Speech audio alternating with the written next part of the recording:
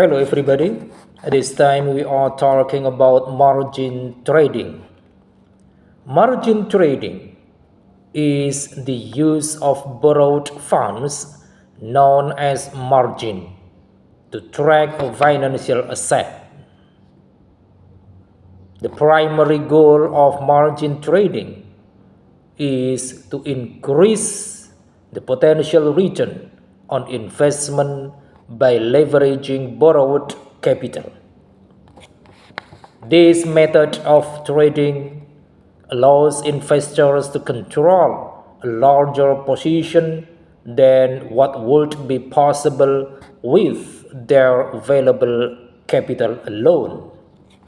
However, it also involves higher risks as losses can exceed the initial investment. And then how margin trading works.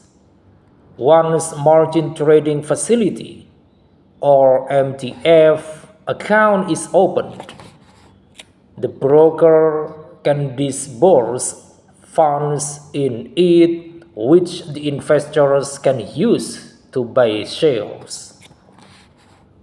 The amount disbursed is a loan provided against the collateral of cash or the purchased securities. Margin refers to the amount of equity an investor has in their brokerage account. To buy on margin means to use the money borrowed from a broker to purchase securities. You must have a margin account to do so rather than a standard brokerage account. A margin account is where a broker lends you money to buy more securities than your account balance would allow. Using margin to purchase securities is effectively like using the current cash or securities already in your account as collateral for a loan. This loan comes with interest that must be paid regularly. The investor is using borrowed money, and therefore both the losses and gains will be magnified as a result. Margin investing can be advantageous in cases where the investor anticipates earning a higher rate of return on the investments than what they are paying in interest on the loan. And then we move to advantages of margin trading. The first advantage increases your buying power. Margin trading enables you to invest more than you otherwise could. For stocks with very high share prices, using margin may be the only way to invest in them at all. And then second, enhances your ability to diversify. Using just cash, you might be able to invest in 2 or 3 stocks. By borrowing, you may be able to buy several more stocks to spread out your risk. In fact, this technique called leveraging is the primary way day traders and professionals and money managers use margin to take a lot of different positions and increase their chance of hitting a winner. And then we move to components of margin trading.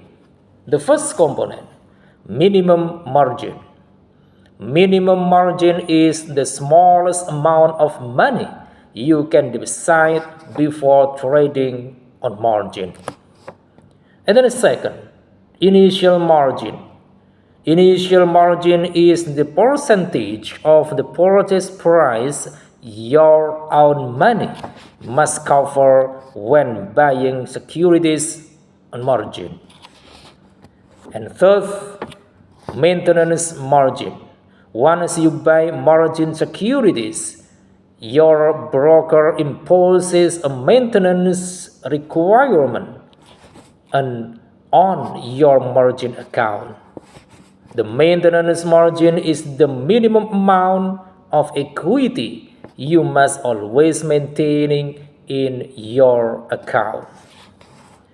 And then how to avoid margin account risk. The first, you can refrain from borrowing large amounts. It is great if you can speculate the movement of the market correctly, and then once you are confident about making profits, you can continue margin trading. Second, have such a portfolio that can withstand any significant fluctuations in the overall value of the stocks without falling below your minimum balance requirement. Third, this form of trading has exorbitant profits, especially as well as losses. So it is advisable to only trade when you have a sufficient amount of money to meet the margin. Fourth, don't let your interest accumulate. Pay them regularly before they increase to cumbersome heights. And fifth, it is always wise to leave a cash cushion in your account to reduce the probability of a margin call. And then, what is the difference between margin trading and regular trading? In contrast to regular trading, which uses only available cash, margin trading entails borrowing money from a broker.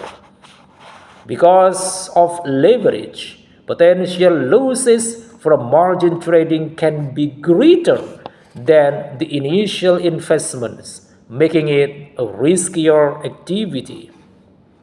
With a maximum loss equal to the capital invested, regular trading carries little risk. Although leverage gains can be amplified through margin trading, there is a higher risk involved. Gains from regular trading are entirely dependent on leverage-free personal investment. Because margin trading involves borrowing, interest costs are incurred. Regular trading does not. For margin trading, a margin account is necessary and it must meet certain rules and specifications. For routine trading, a cash account is adequate. Regular trading is financed by personal funds, whereas margin trading is financed by borrowed money.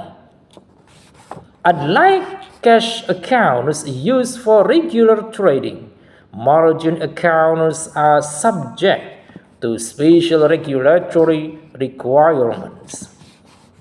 And then we move to margin trading strategies.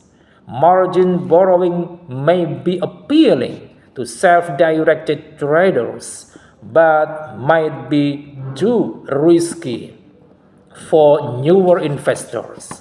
You cannot eliminate risk entirely with margin trading, but if you're considering the strategy, think about the first.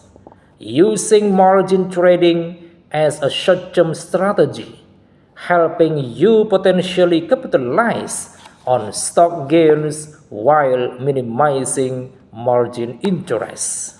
Second, diversifying your margin trades with multiple stocks spread across different sectors or investing in exchange traded funds or mutual funds. And third, building a margin trading strategy that acknowledges your risk tolerance.